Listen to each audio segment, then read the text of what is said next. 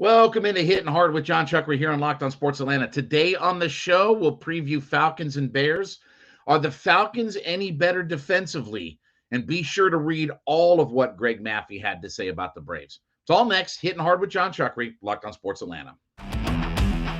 This is Hittin Hard with Jon Chuckery, part of Locked On Sports Atlanta. And it starts now.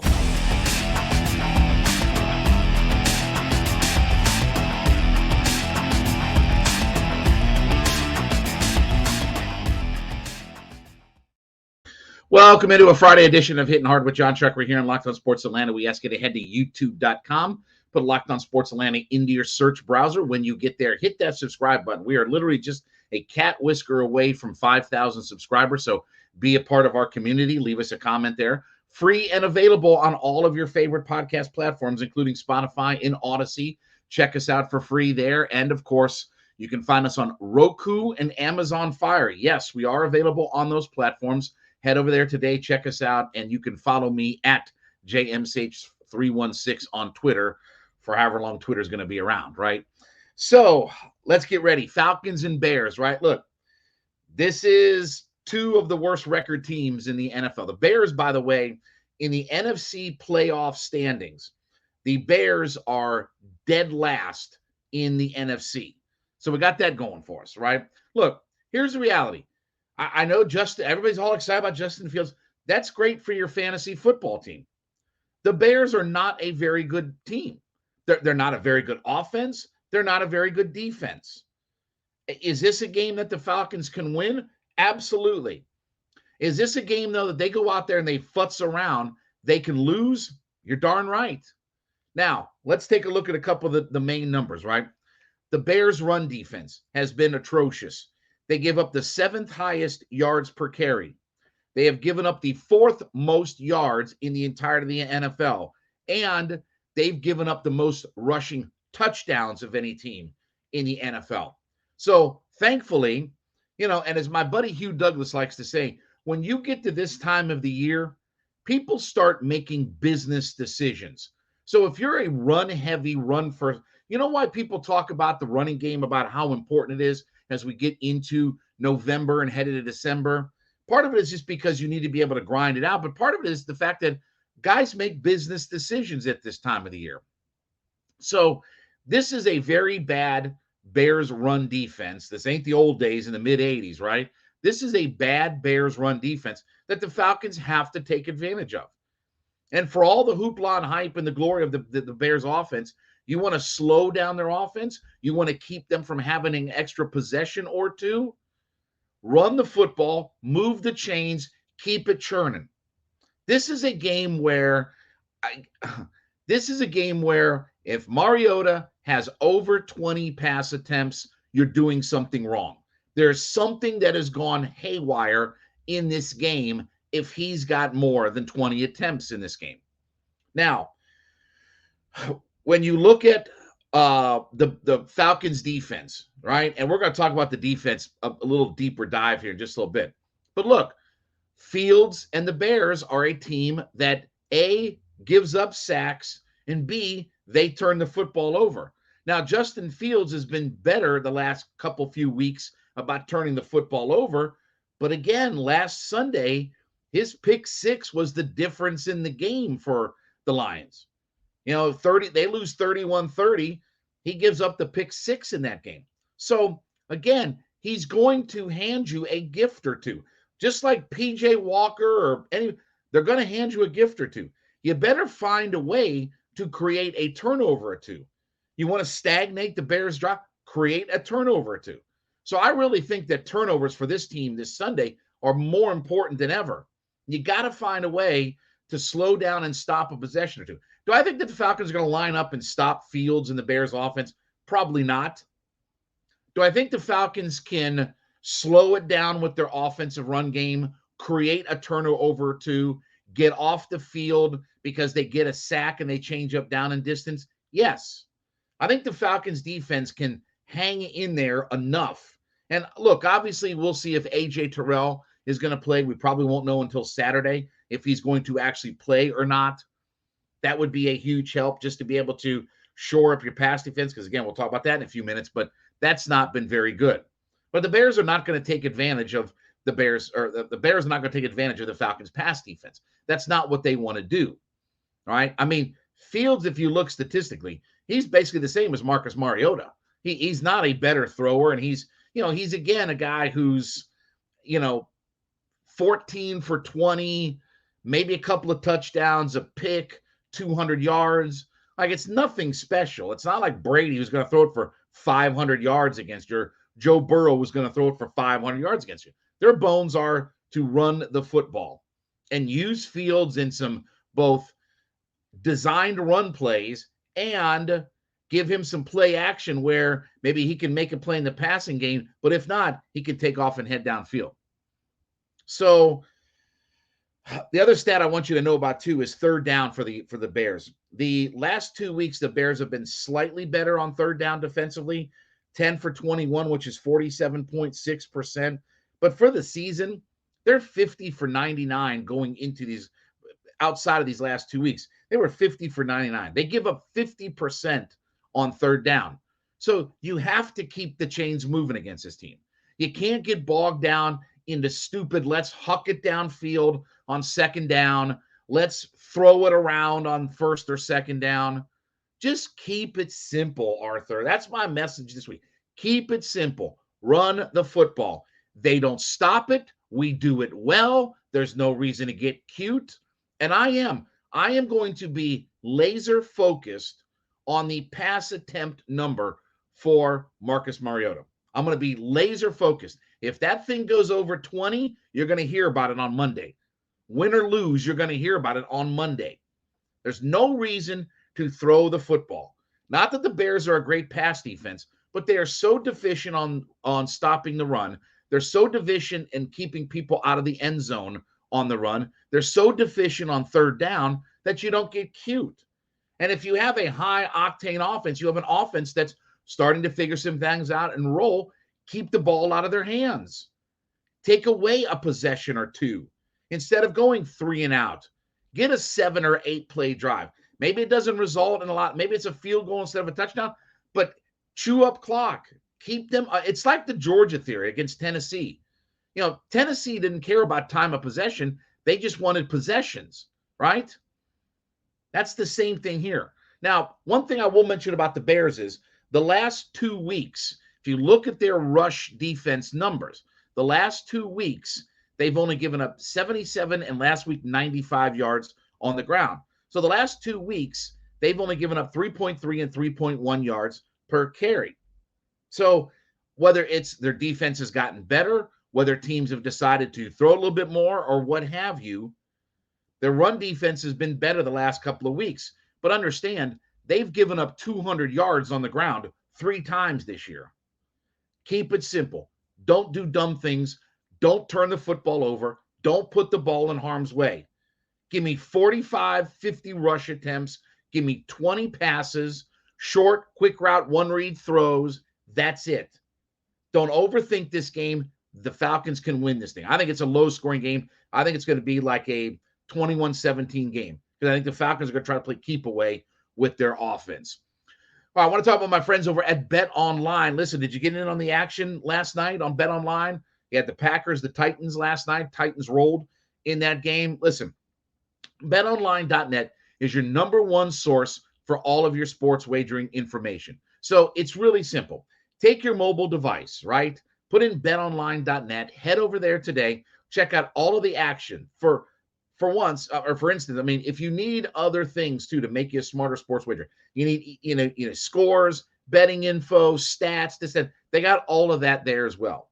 But if you want to get in on the action, you want NFL football, college basketball, NBA, NHL, everything that you want to get involved in is right there at your fingertips at betonline.net.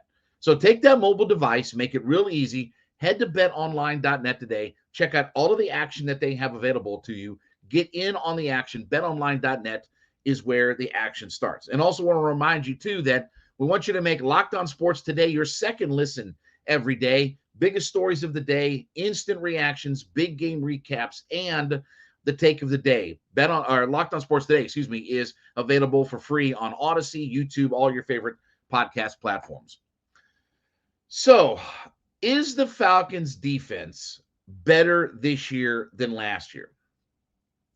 I'll tell you why it's a little bit tough to make a definitive type of statement is because of the injuries.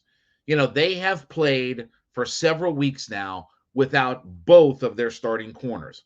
And obviously, A.J. Terrell last year was the second highest graded corner in the entirety of the NFL. Only Jalen Ramsey had a higher Pro Football Focus grade than what A.J. Terrell had. And we know, Terrell had some issues early in the year. They were throwing at him, they were going after him and challenged him a little bit.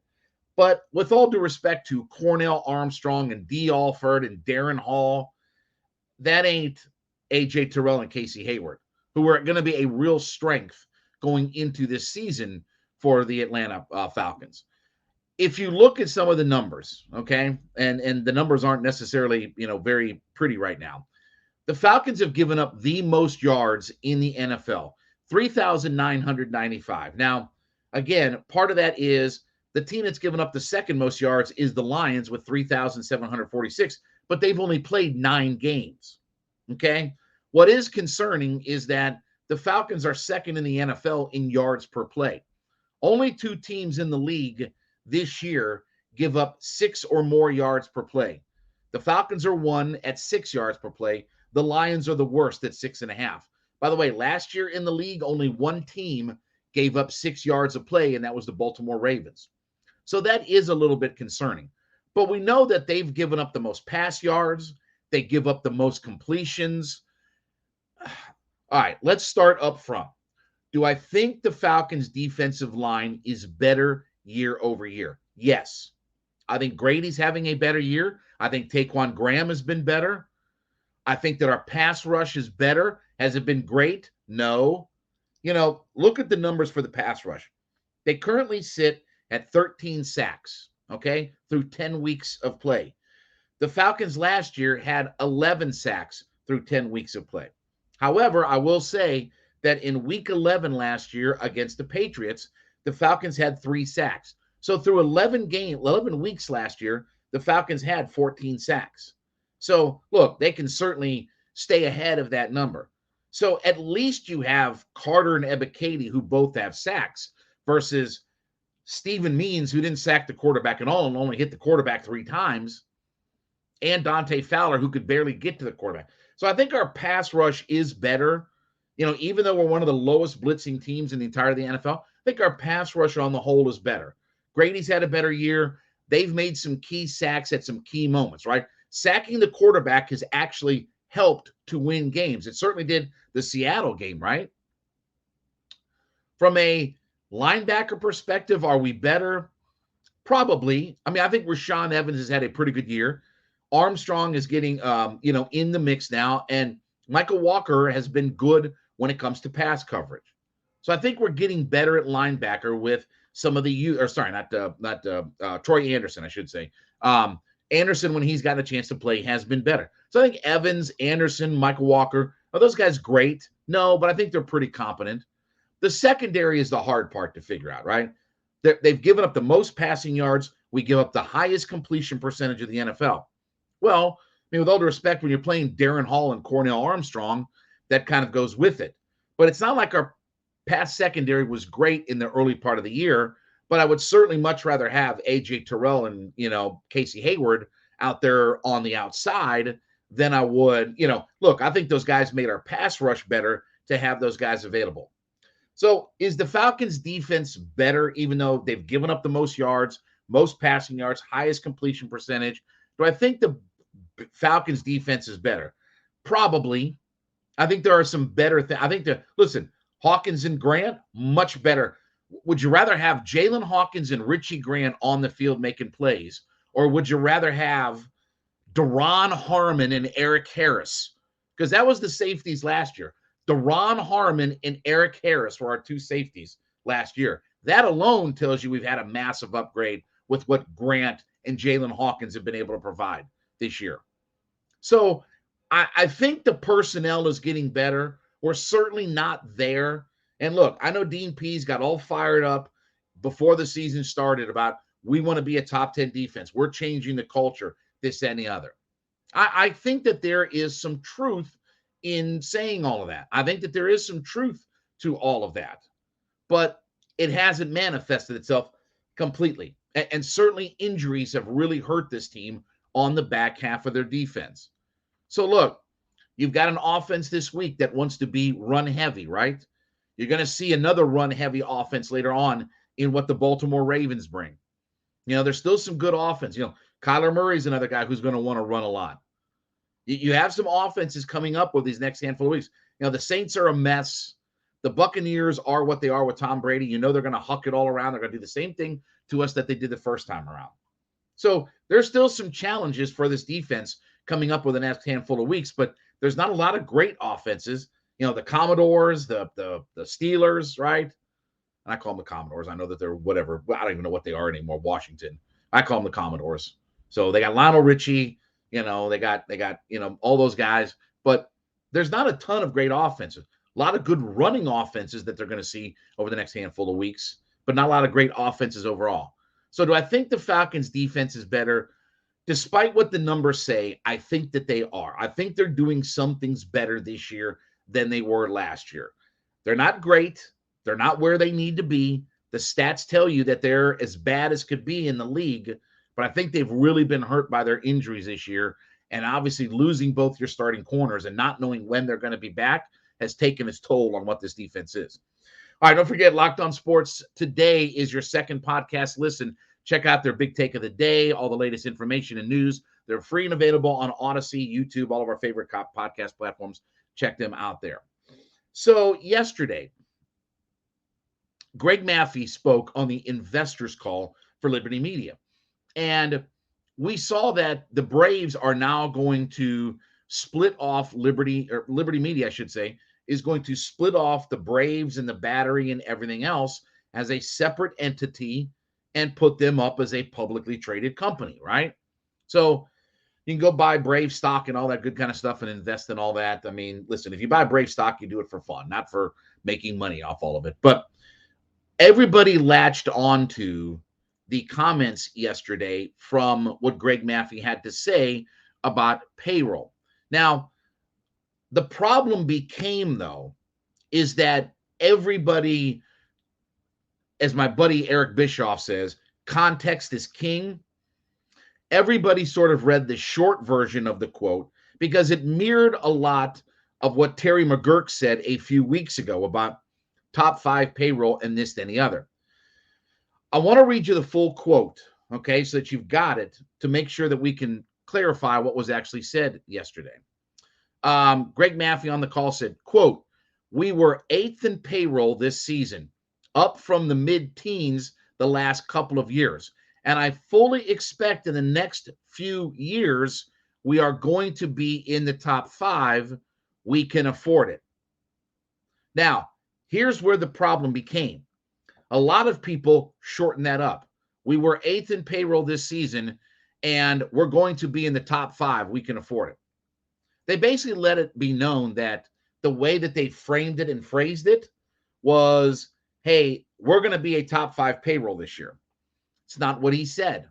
Now, could they? Maybe. I don't know how they're going to avoid the luxury tax this year. And I've talked about it. Unless you're going to shed some salary, I don't know how. If you sign Dansby or any high-profile shortstop and you add a few more pieces and you figure Max Fried's arbitration number is going to jump up through the roof, I don't know how you're going to avoid the luxury tax. But the luxury tax is not that big of a deal, right? We talked about this. It's 20% when for the first, I think it's for the first 20 million over, 233 million is the tax threshold. So when you get over 233 million, okay, then you start to get the luxury tax. It's only like 20%. So let's say if the Braves are a $243 million payroll, right? Okay, that means you have a 20% tax on $10 million. That's $2 million, right? Chicken feed in the grand scheme of things. If 10 million gets you a superior player, putting $2 million on a luxury tax ain't no big deal. But want to make sure that you understood what he said. In the next few years, I don't expect the Braves to be a top 4 or 5 payroll this year. Could it be? Sure, if they decide, you know what, AA, go out and do what you got to do. Go give Dansby a pile of money. Go give this guy some money. Go get Dansby. Go get DeGrom. Go get Verlander. Whatever you want to do, right? Go make a run at Judge, whatever, right? Whatever crazy scenarios that you can come up with. I don't think they're going to do any of that kind of stuff. But, I mean, theoretically, look, the free agents, you can go after who you want, right? But understand that Maffey didn't say yesterday that they will be a top 5 payroll next year. I saw all kinds of people on Twitter yesterday. Oh, yeah, Maffey said we were 8th last year. We're going to be top 5. No, he didn't. He said in the next few years, his specific quote, when you pull the whole thing out and not just do the little blue check mark blip and bloop on it, right? If you don't do the little blue check mark, hey, look at what he said, top 5 and 8. No, he said we were in the mid-teens over the last few years. We think in the next few years we can be top 5. We were 8th this year. We can afford to do it. Of course they can afford to do it. They're bringing in $1 gazillion between their team and the battery and everything else. It's part of why they want to get into the business of potentially selling all of it off, because it's worth a fortune right now, right? You sell when it's high. Well, it's sky high right now. Braves are one of the 2 or 3 best organizations in Major League Baseball. The battery and the environment's fantastic. Obviously, brand new stadium. Everything's in place. I've said I've said this for the last couple of years. I really do believe that Liberty Media is getting to the point where they're going to sell off the Braves, right? If you look at some of the requirements, they had to have, I think it was 7 years that they had to be owned or something like that by that was part of the deal in the stock trade, that Major League Baseball required that they own the team for 7-8 years or whatever. Like that. Okay, we're past that. So they've met the requirements for Major League Baseball ownership. Number 2 was that all of the tax breaks on the stock swap and all that kind of stuff from AOL Time Warner, that all of those benefits that they got, those are gone now. So look, they fleeced the Cobb County taxpayers and all that. They got all their deals and everything in place. So they've got everything set. Everything is set where now it's time you can look at selling off the franchise, selling off the battery, making a pile of cash, and the company can go invest in find its next sojourn that it wants to get mixed up in. But understand that Maffey didn't say they're going to be a top 5 payroll next year.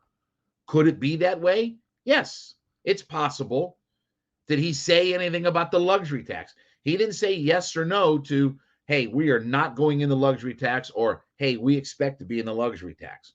But for a first-year offender in the luxury tax, it ain't that big of a deal. Again, if you get $10 million over, it's a couple of $1 million. So I don't expect this to slow down the Braves from being aggressive. I think they're going to make a really good offer to Dansby Swanson. I think they're going to go find a middle-tier starting pitcher. I think they're going to, if they don't bring back Kenley Jansen, I think they'll go find another bullpen piece or 2 to add into the mix. They need another outfielder. I think they'll go find themselves a guy who is a competent starting outfielder in left field. And the big decision, to me, the biggest money decision is going to be, what do you do with Marcell Ozuna? He's got $36 million owed to him.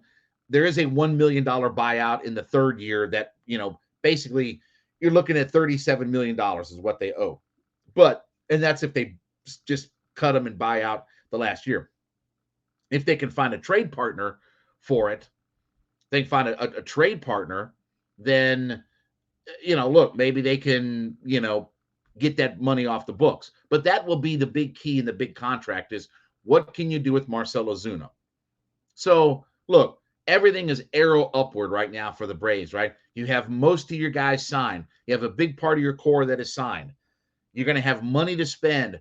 The CEO or whatever of the company that owns you says we can go spend. Everything is pointing upward.